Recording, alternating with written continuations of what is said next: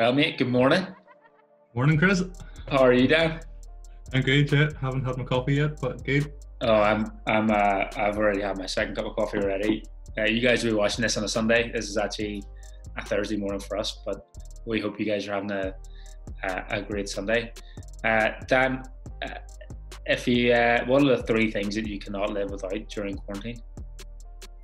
What are the three things?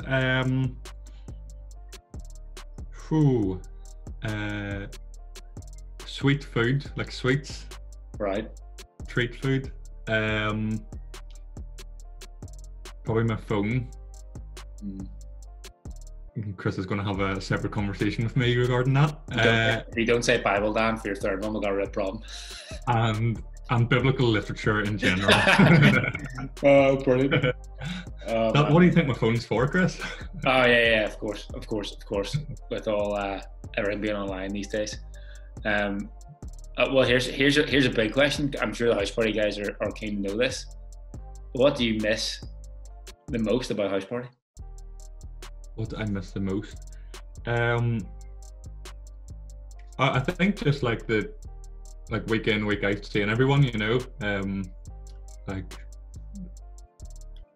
all the games especially, but I think it's the week in, week out, seeing everyone is what I miss the most, yeah. So. Well, to be fair, I am missing the floor is lava.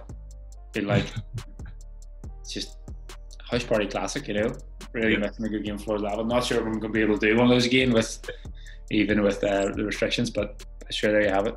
Well, Dan, probably makes sense being about a minute into this, or maybe 2 minutes into this, to probably explain what we're doing. So, for those who don't know, my name's Chris. I'm the youth pastor here at Vineyard. Dan is our youth intern, and if you've been following us for the last little while, you'll know that we've been journeying through a book together with House Party at Home called Jesus Is, and we've just finished that last week. There it is there.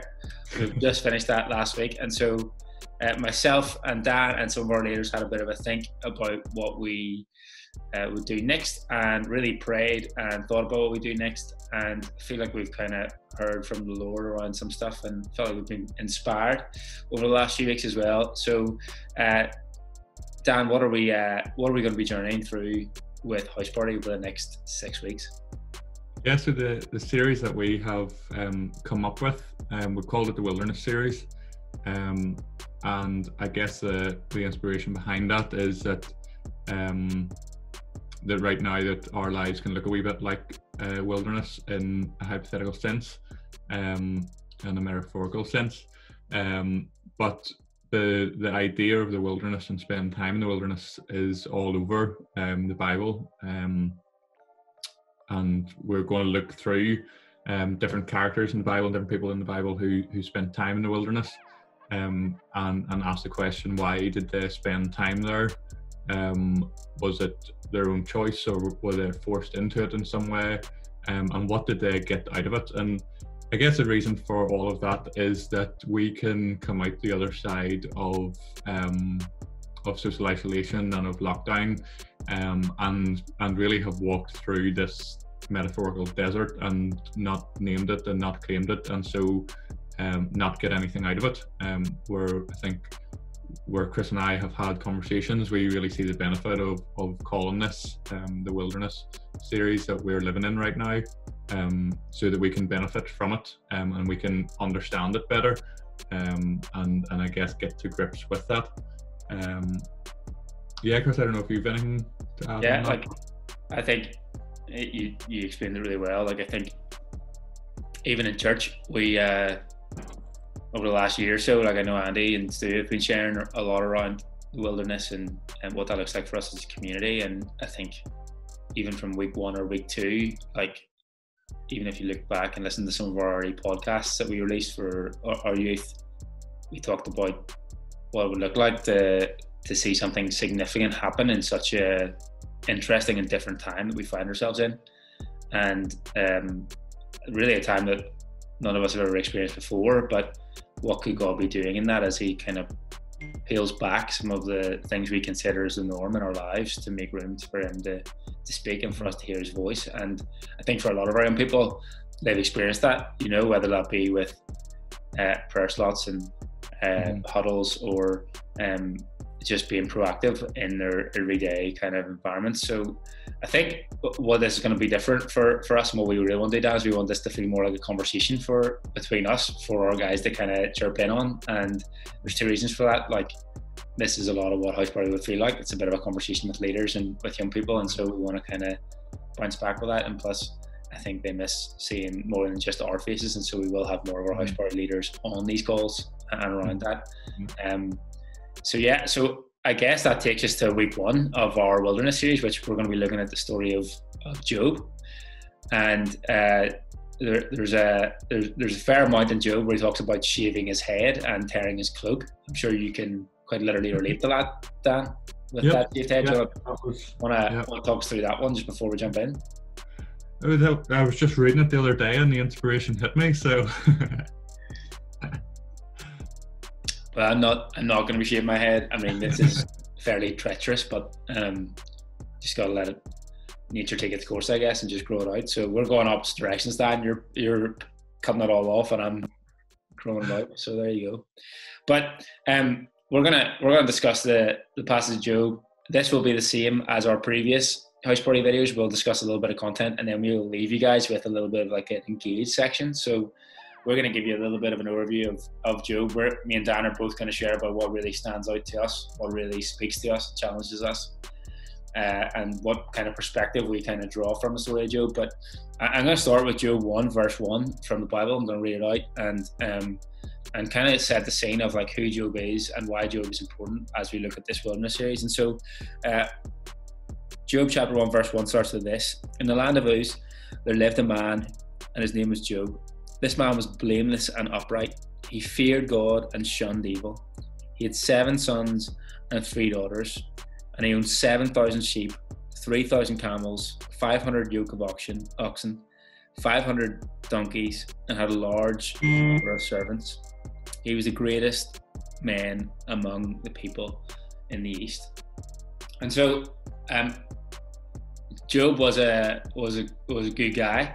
And from the very opening, it's kind of like a bio of what he kind of owned. And so, like in modern day terms, that's like saying he had several mansions in Beverly Hills and a few Lambos sitting outside. You know, like I think that amount of animals probably is an indicator of how wealthy he was and how well off he was. And but perhaps one of the most credible things about Job was that he was a man of incredible integrity. He was a man of remarkable integrity and reputation, and he was known in the East for not just having and acquiring a lot of wealth and land and children. Really, he had it all in terms of he had an amazing family, he had an amazing amount of land, which was a huge part of your reputation, and also a large amount of animals, which is like kind of things. And so on top of that all, having an incredible reputation for being a man of incredible integrity is quite a hallmark and a bio.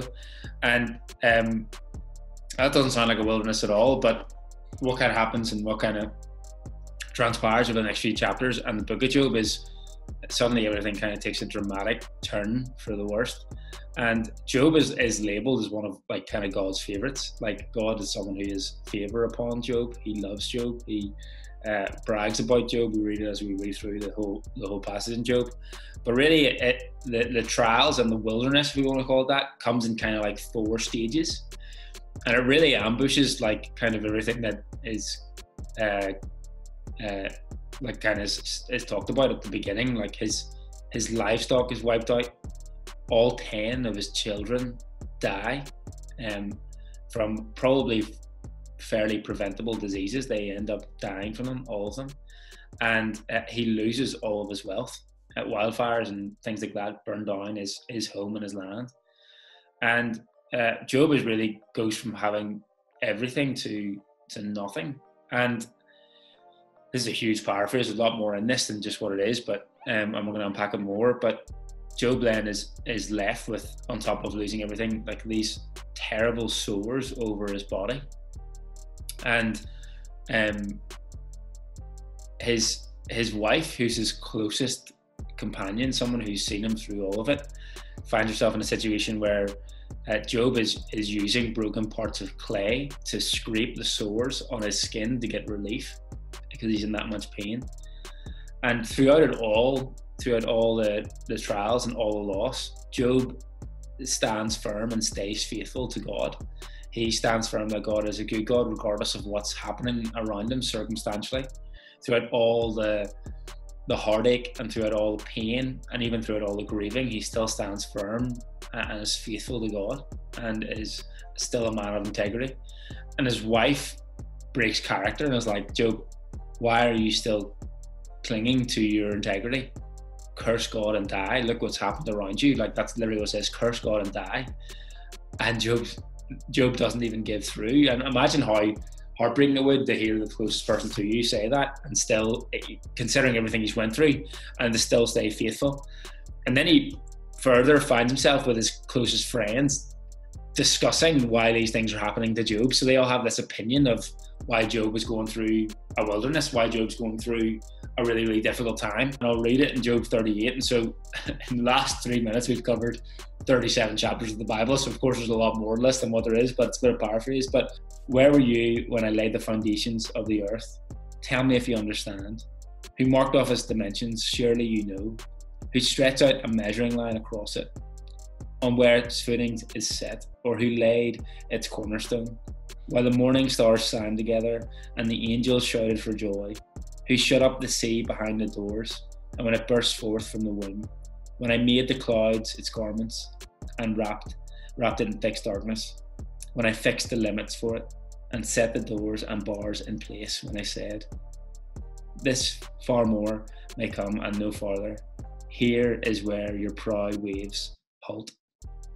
Really, it's the Lord speaking and saying, like, where were you whenever I laid the foundations of the earth? Where were you when I pulled together the sky and spoke things into existence? And really, it's like these two big kind of frames of where people have these opinions, and then the Lord speaks, and the Lord says, here's who I am, here's how incredible I am, here's what I've done.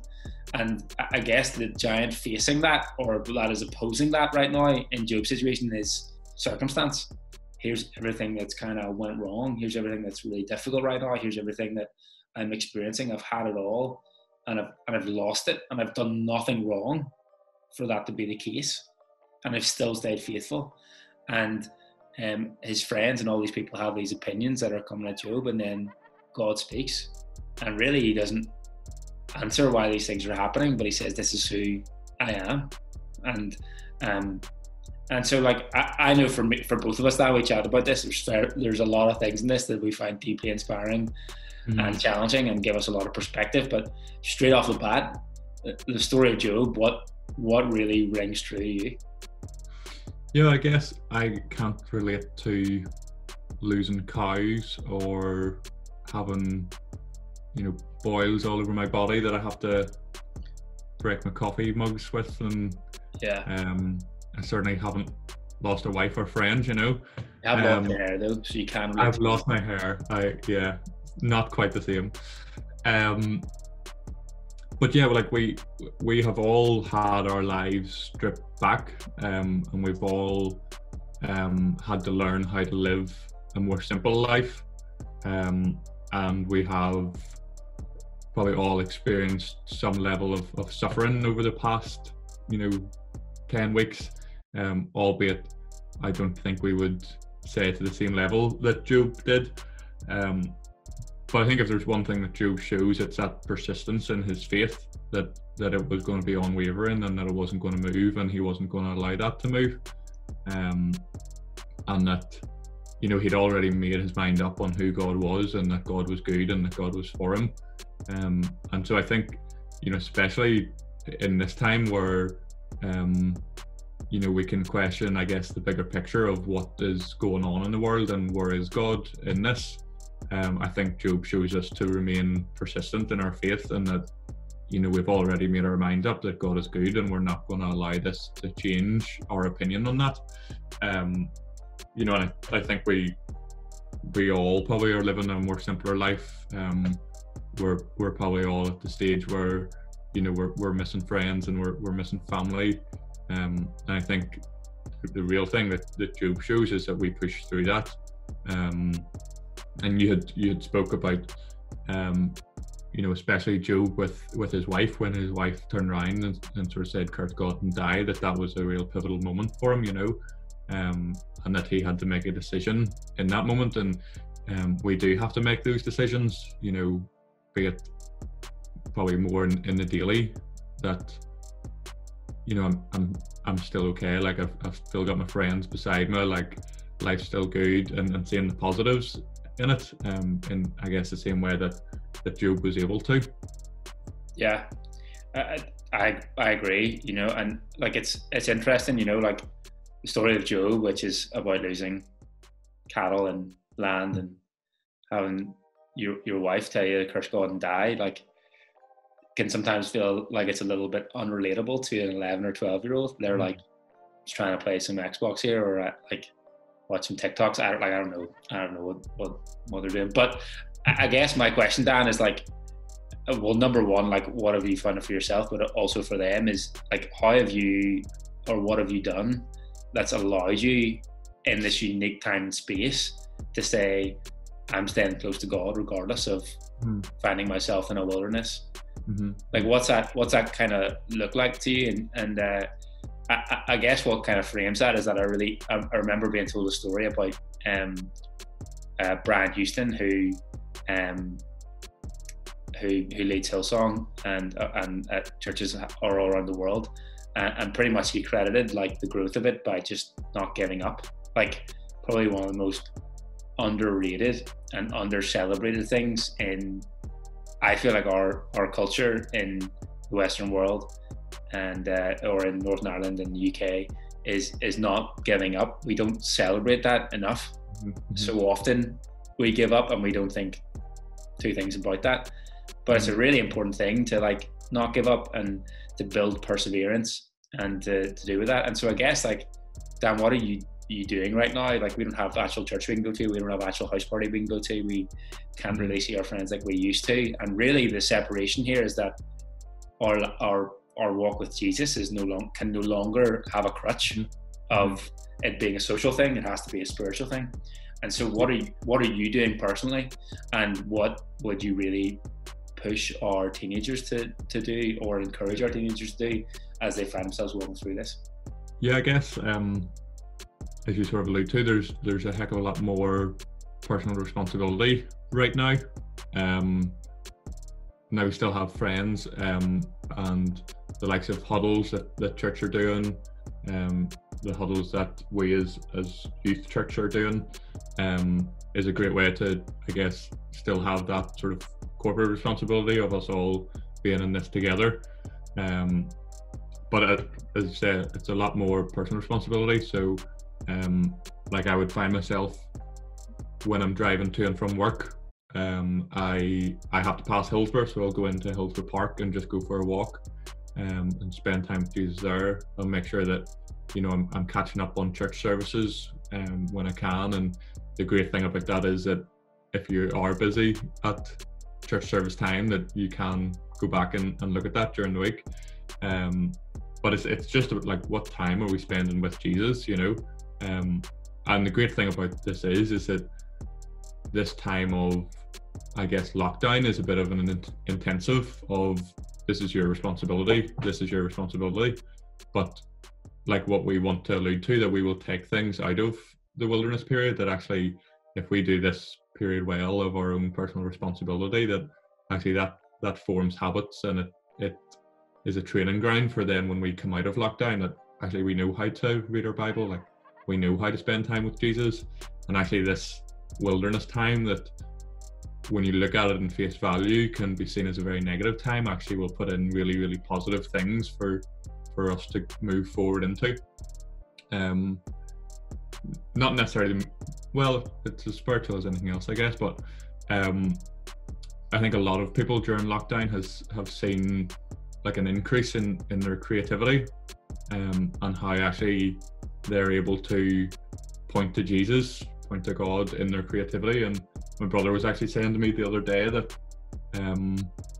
patterns, So when you put in like a legal request to have this is your own idea to patent, patents have went through the roof because people have become so creative, and half of that is to do with specific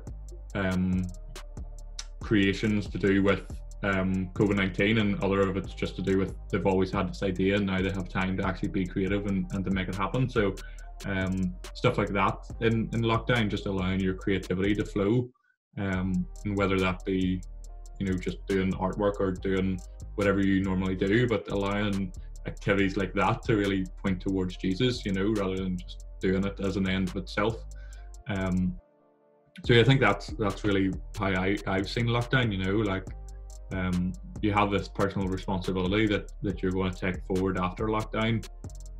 You need to make sure that you're still having community and interacting with people, and doing that in a way that focuses towards God. But when you're in that community, you see part of Jesus, you know, when you're in huddles or when you're just chatting with your friends.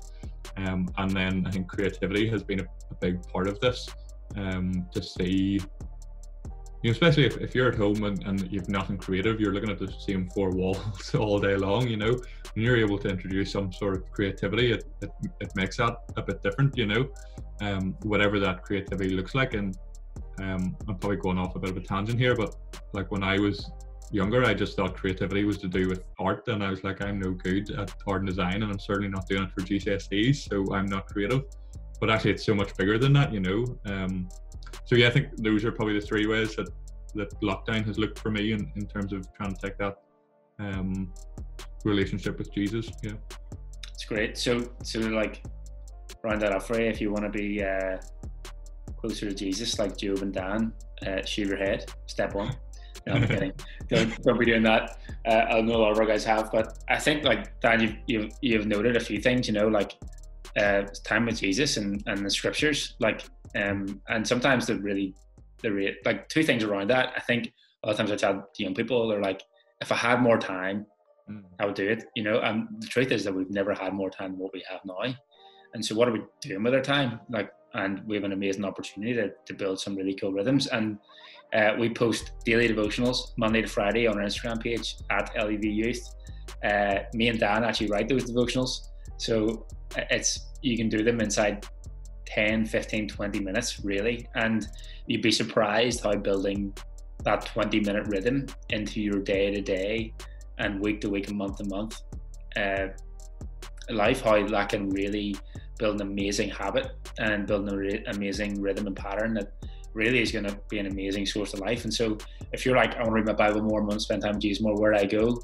LEV Youth, you will find that. And then the other thing is community. Like, we can't meet face to face, but I think staying connected to people is really important. And we have youth huddles up and running, and most of those huddles are actually for older teenagers, but we are looking at now developing for you guys a house party. And so if you want to join a huddle and you're in house party age, you want to join a huddle, which is 4 young people and 2 leaders, you pretty much meet up once a week, once every 2 weeks, to pretty much talk through some of the stuff we're discussing in our devotionals, but also to pray together and to share together and encourage each other.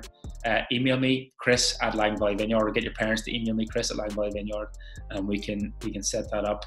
We'd love to get you guys involved with that. But then I think that's some really, really helpful steps. Like, I know for me, worship and prayer and the scriptures are really the 3 things that I'm trying to prioritize. And in this time and space, and for me, what that looks like is the devotionals. What that looks like is me kind of my own space to read the Bible and to carve out time to do that. And also I'm doing early morning prayer slots with some of our search party guys. We're waking up and praying for an hour and a half throughout the night. I know you've been jumping in a few of those as well, Dan. And then, a few.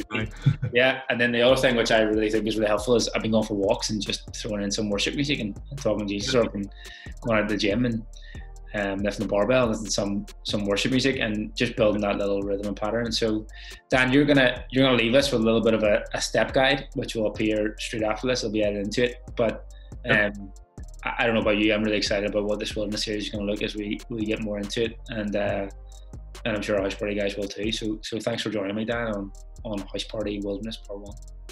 Thanks very much for having me, Chris. Pleasure as always. Awesome, guys. Have a great Sunday. We'll see you next week. Bye.